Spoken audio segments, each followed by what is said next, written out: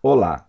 Nesse vídeo eu trato sobre a súmula vinculante 57, que nos diz que a imunidade tributária constante do artigo 150, inciso 6, a linha D da Constituição Federal, aplica-se à importação e comercialização no mercado interno do livro eletrônico, e-book, e dos suportes exclusivamente utilizados para fixá-los, como leitores de livros eletrônicos, e-readers, ainda que possuam funcionalidades acessórias. Esse enunciado de abril de 2020 demonstra o entendimento que já em 2017 havia sido determinado pelo Supremo Tribunal Federal em sede de repercussão geral, conforme está no informativo 856. E o que demonstra esse entendimento? Ele trata, como já dito, de imunidade tributária. Vamos relembrar. Imunidade tributária é uma limitação constitucional ao poder de tributar. É um impedimento ausentes para que eles não possam tributar determinadas pessoas, ou objetos, ou serviços, ou atividades. E isto sempre com o objetivo de resguardar valores sensíveis, valores importantes, valores políticos, sociais, aos olhos do Constituinte. Não podemos confundir imunidade com isenção. A isenção, por sua vez, tem um fundamento infraconstitucional. Na isenção, é o ente tributante que escolhe ou não aplicá-la. A isenção nada mais é do que uma dispensa legal do pagamento do tributo devido. Tanto é que o entendimento que prevalece na jurisprudência é que na isenção ocorre o fato gerador, enquanto na imunidade, por sua vez, não há que se falar em fato gerador. Ok? Entendido isto, esse enunciado ele se debruça sobre uma imunidade específica, dentre várias que possuímos na Constituição Federal, que, como eu já disse, está na linha D do inciso 6 do artigo 150. E o que diz essa linha?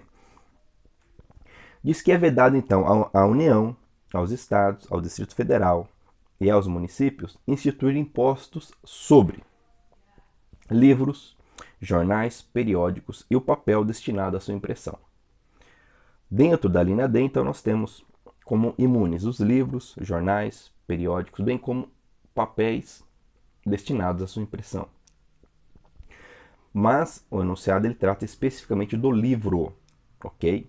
Pois bem, essa imunidade ela é classificada como objetiva, porque ela recai sobre objetos, sobre bens. Essa imunidade também é conhecida como incondicionada.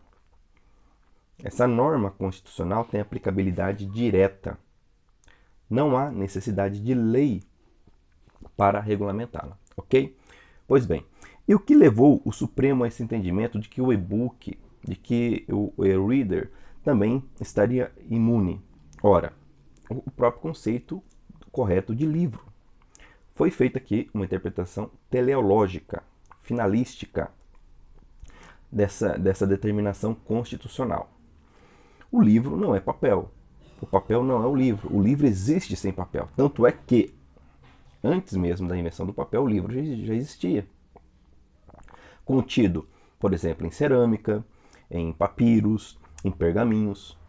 Conforme bem demonstrado nos julgados e nos fundamentos da Suprema Corte brasileira, há uma diferença muito clara entre o livro, que é o conteúdo, do que em relação à base, o fundamento em que ela está contida, em que o livro está contido. Então, por exemplo, nós podemos ter um livro impresso. É interessante, uma expressão utilizada pelo relator é o chamado método Gutenbergiano, fazendo referência a Johann Gutenberg, que foi o inventor ou quem aperfeiçoou a prensa, a impressão tipográfica, que inclusive trouxe lá no século XV o primeiro livro impresso, a Bíblia, chamada Bíblia de Gutenberg. Então, essa expressão interessante, método Gutenbergiano, que nada mais é do que a referência ao livro impresso. Então, o livro impresso ele não é a única forma de livro.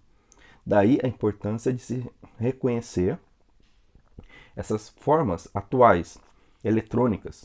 Então, esse aparelho, ele também contém o livro. Então, é importante não confundir, conforme o ministro relator Dias Toffoli disse, o suporte das publicações é apenas o continente, ou seja, o corpus mecânico, que abrange o conteúdo, o corpus místico das obras, e portanto não é o essencial, ou seja, o suporte, ou seja, papel, ou eletrônico, ou papiro, enfim, não é o essencial, não é o condicionante para o gozo desta imunidade.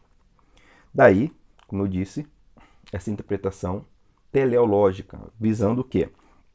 Garantir a liberdade de expressão, a democratização e a difusão da cultura, bem como a livre formação da opinião pública.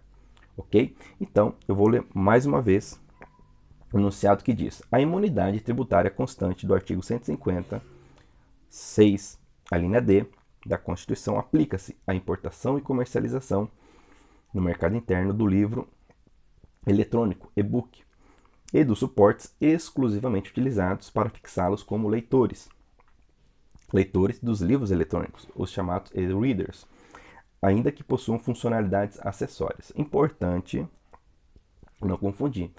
Muito embora através de um smartphone, através de um tablet, seja possível ler um livro eletrônico, esses aparelhos não são imunes. Por quê? Porque eles não são feitos, nos termos aqui do entendimento, exclusivamente para a leitura.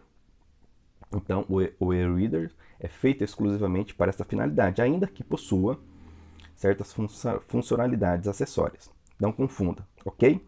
E com isso, eu termino essa breve análise desse importante enunciado sobre imunidade tributária. Agradeço desde já por curtir o vídeo, agradeço os comentários e também por estar inscrito em nosso canal, ok? Muito obrigado e até o próximo vídeo.